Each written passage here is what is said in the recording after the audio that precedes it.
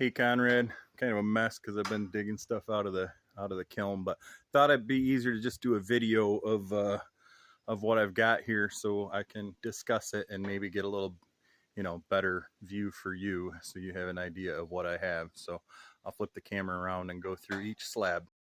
All right, so this is slab number one. It's 10 feet long and just shy of 2 inches thick.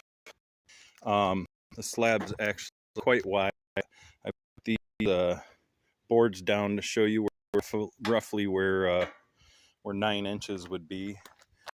This one is mostly clear. You can see some slight color variation here. And as you go along further up the slab, this 9 inches runs right through that knot. Not sure how that's going up camera. This knot right here, 9 inches runs right through that. So when we're doing the faux live edge, we could either go like that and your river would widen out, or we could go like that and your river would narrow there. And then the rest is pretty much just clear on this one. This is pretty close to the center of the log. There's a few medullary Rayflex. Those look really nice once they're finished, but that's slab number one. We'll go on to slab number two. All right, so this is slab number two. It's the next board that was cut out of this log. There's a slight split in the end. We could leave that there or take it out. A lot of the bark is on these next three slabs, but it's really loose, so I think it's probably better to just take that bark off. That's going to be up to you. There is a little bit of a imperfection there, and you can see this grain swirls back and forth right there around the knot that's up here, which is the same knot, and the other one falls pretty much in the same place. And if I walk around here,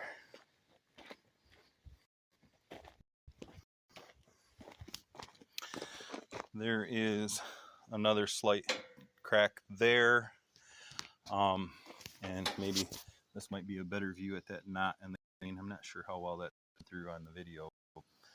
Anyway, is slab number two. Slab number three, again, the next slice off of that same log.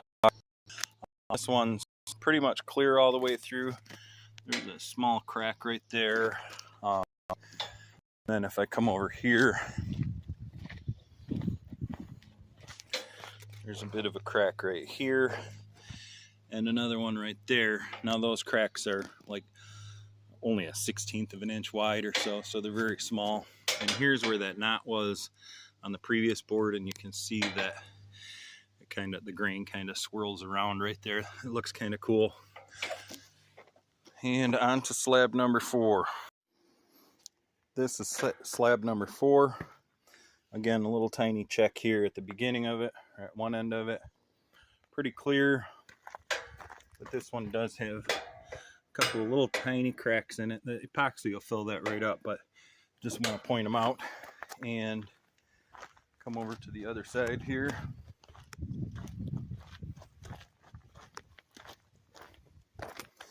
Again, there's a slight crack there. Another one here. That one's a little bit longer. And not quite as much swirling grain on that one, but it's completely clear on that one. Now I'll go show you the other slabs. So this is slab number five. These next few have a little more character and a little more, like this curves quite a lot here. You can see our 9 inches narrows down to almost nothing there and back up. That would in effect widen the river there, and so and it'd narrow down back to the 5 inches on the end here, or I think it's 5.5 inches where that post is. So anyway, this is number six. As I come through looking at it closely, this big knot here is showing in the 9-inch area, is showing some figured grain there. And then here it narrows down to, So these are slab 6 and 7. I just wanted to show you what it would be like if we put the natural live edge on the inside with the for the river to go through, how it undulates and changes sizes.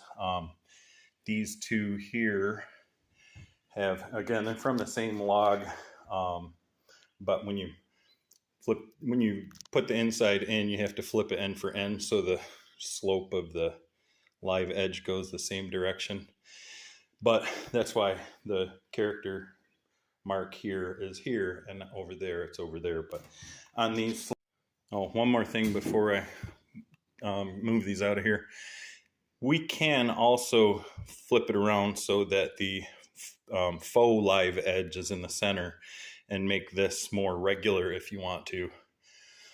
With the faux live edge on the outside, I think it'd be smoother for people that lean up against it and stuff, but that can be done either way to your preference. All right, this is slab number 8. You can see all the compression grain and a little bit of a bark inclusion down the center of that compression grain where this had branched out, and there's all that nice crotch figure in there, and narrows down quite a bit there and widens back out to this end. There had been a branch on this side, but the 9-inch side won't incorporate that, but you can see how that grain swoops around where that branch had been. So I think that's the most beautiful piece, especially with that crotch figure in there. The issue you'll have is all of my matching pieces for this board are only 1 inch thick rather than 2 inches thick. So that's the only one that would have the crotch figure. Now, if you don't want that, we could actually cut it back, cut here and use the shorter piece of this to make another section of your river table. So anyway, that's what I have. You're going to have to get back with me and let me know what you want. One more thing I wanted to add is that I kind of mentioned it before, but I can undulate this line more on the 9-inch to make it more like a live edge, and then round it back like we had discussed. So it does kind of look like a live edge instead of finished. And I'll sand everything and finish the bottoms of them. So anyway, get back with me and let me know what you think.